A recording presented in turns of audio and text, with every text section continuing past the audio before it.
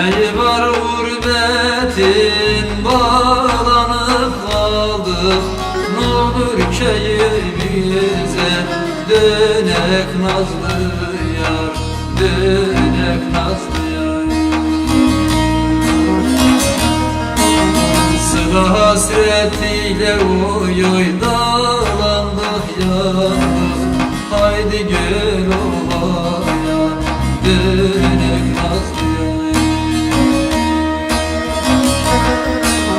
Köyün hasretiyle oy oy dağlandık yandık.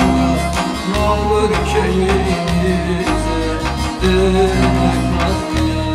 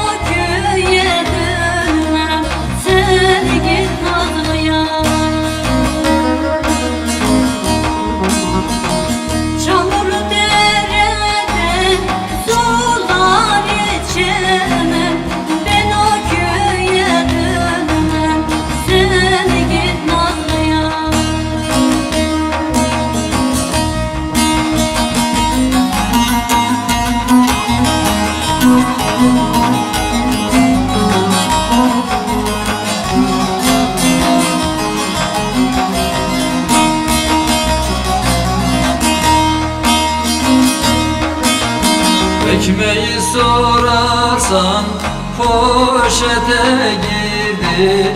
Bunda yalan yoktur, herkes de gördü, yiyenler gördü. Zaten gelen zamlar oy oy belimi kırdı. N'olur su şehriye dönek nazlı yar. Zaten gelen zamlar gurbet belimi kırdı. Gel karaya kurba dönek nazlı yar.